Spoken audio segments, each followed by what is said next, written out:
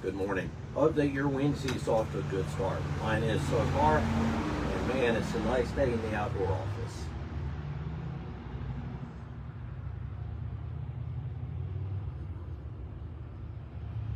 The mug today is the Bigfoot mug.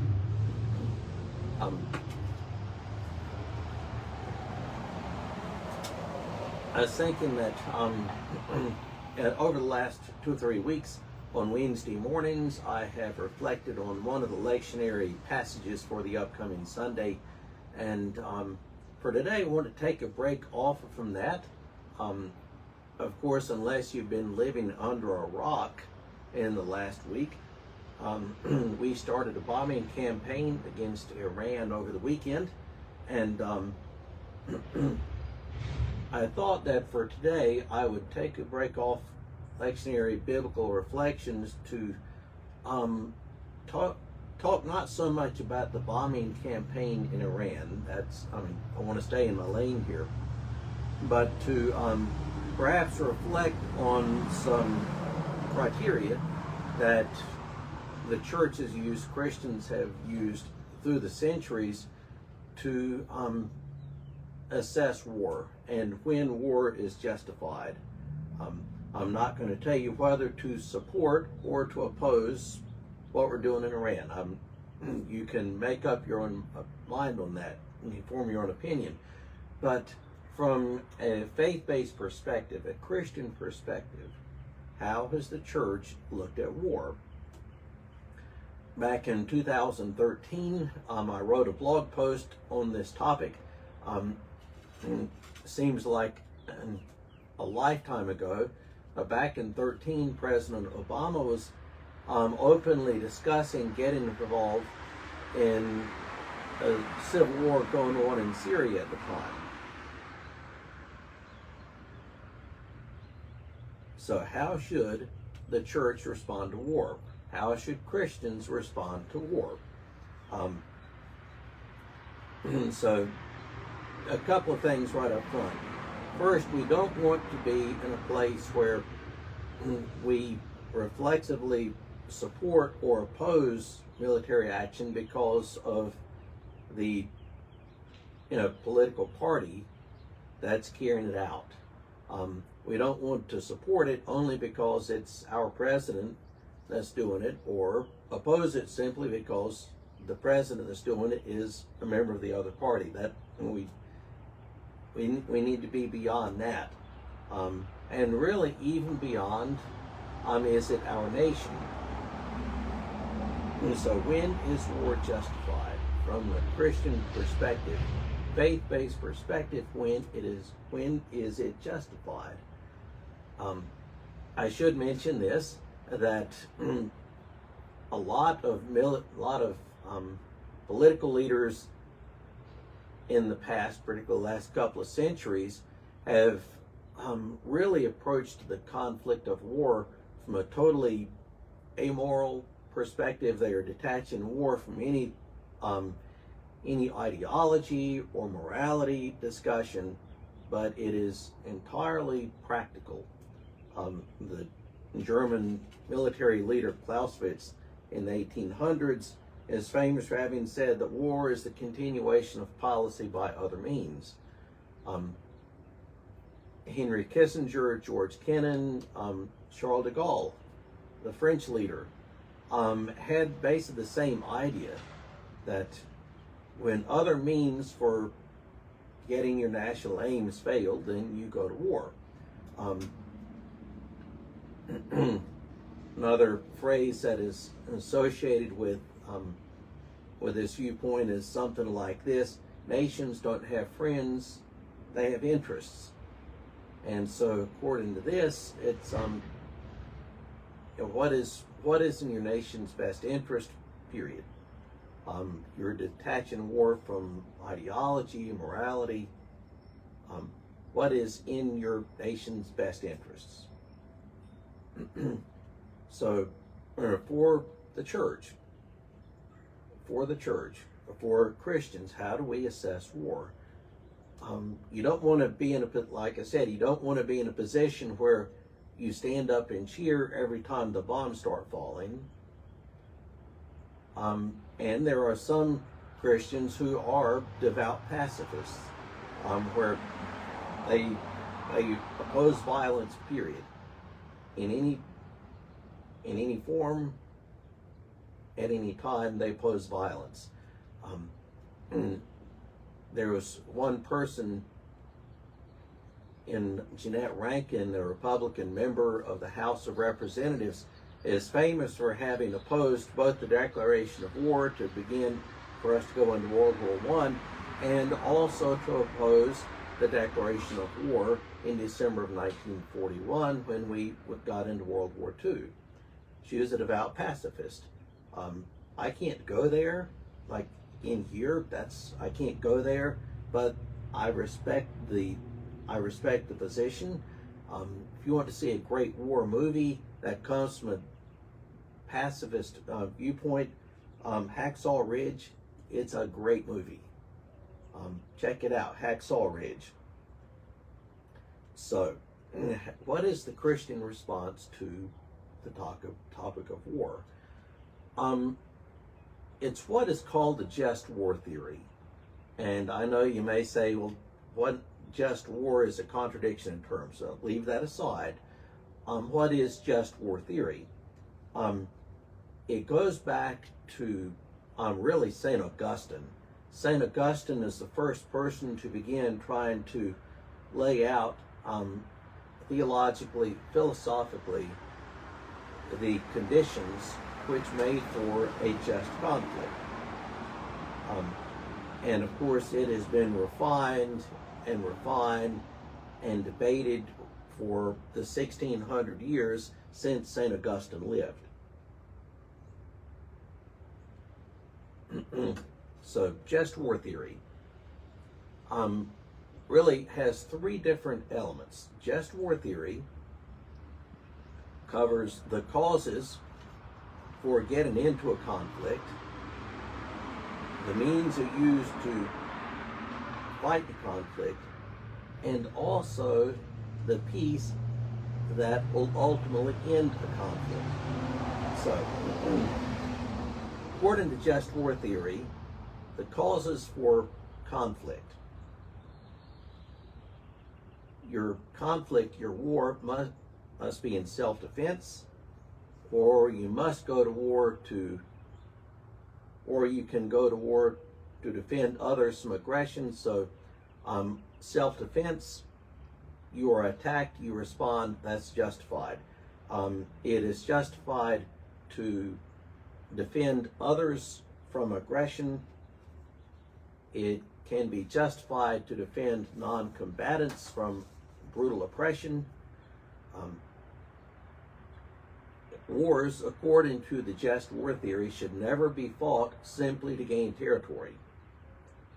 Like, we are here, that nation is over there, we want that nation's coal mines, so we're going to go to war and seize them.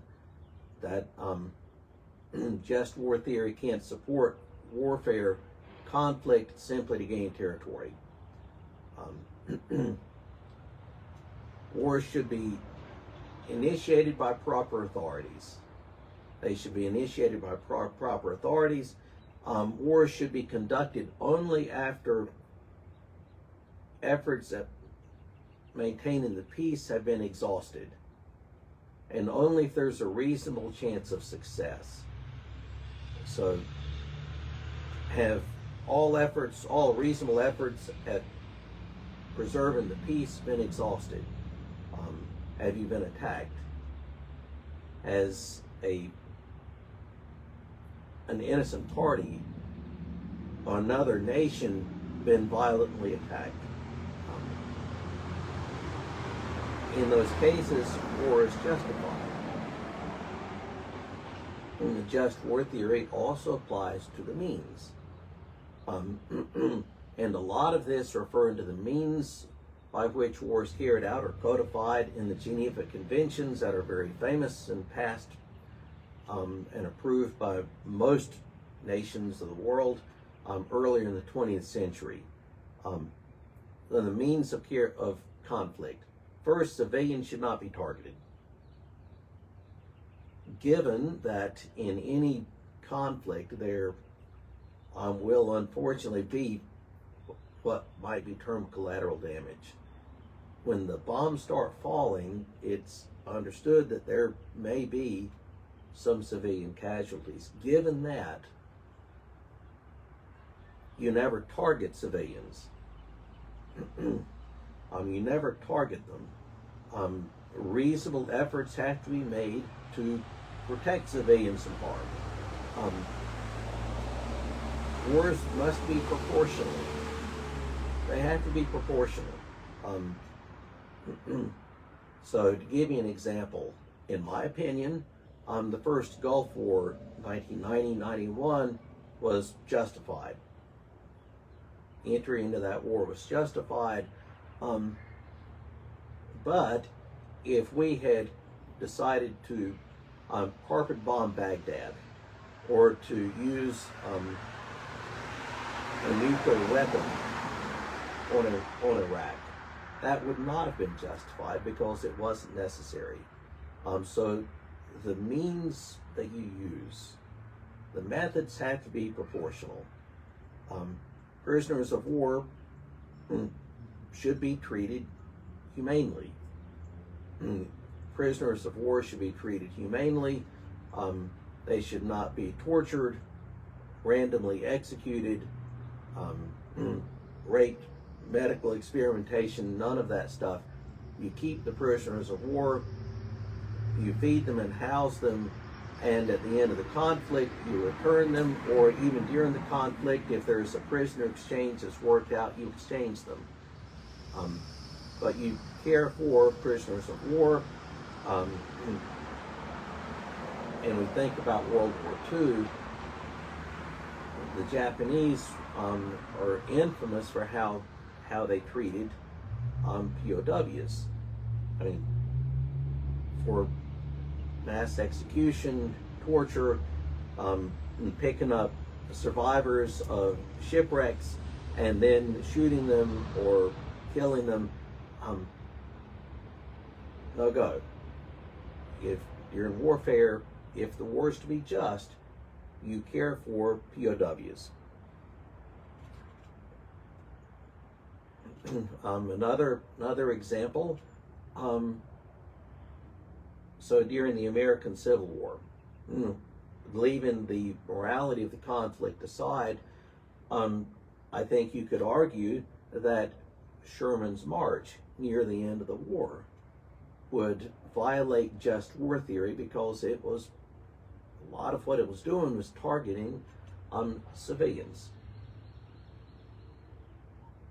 Then, the peace at the end of the war. The peace at the end of the war. So, the cause, the methods, and now the peace at the end of the war. The peace should ensure basic human rights.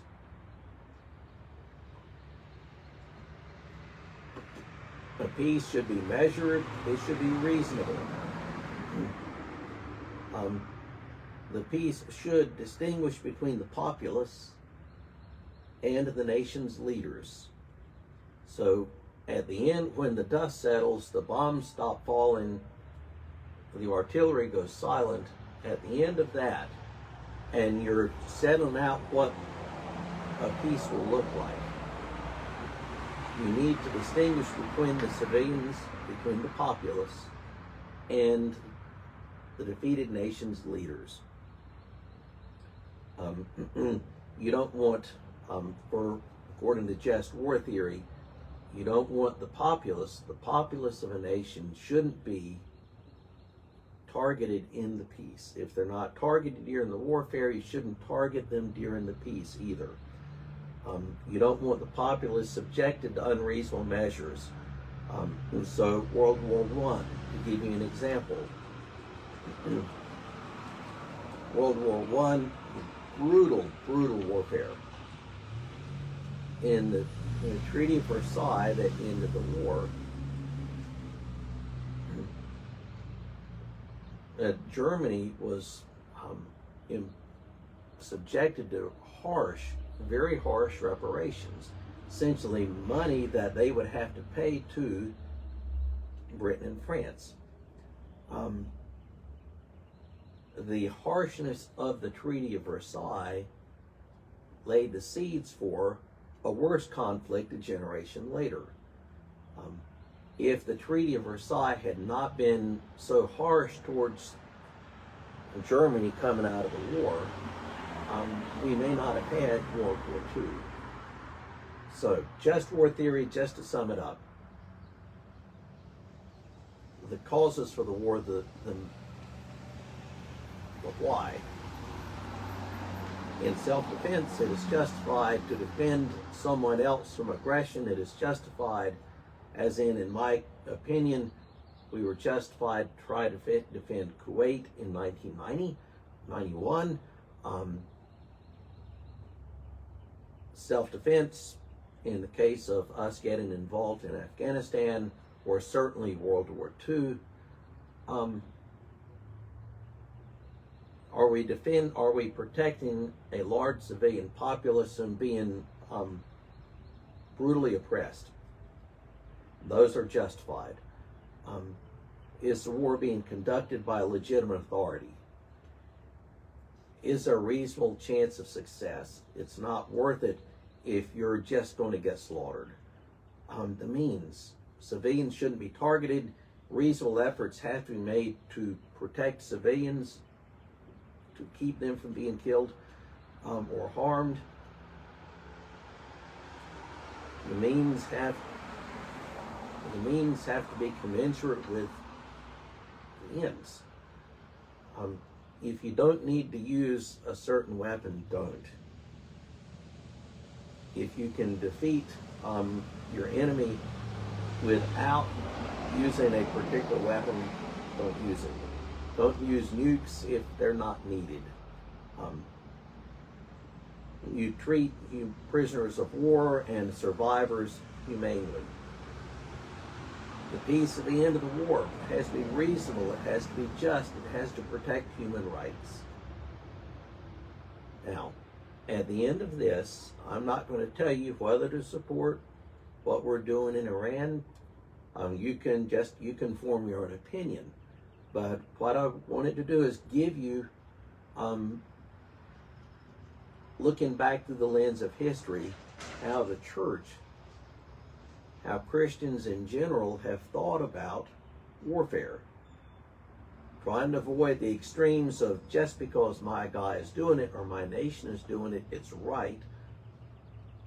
And the other extreme, it's always bad all the time, I'm a pacifist.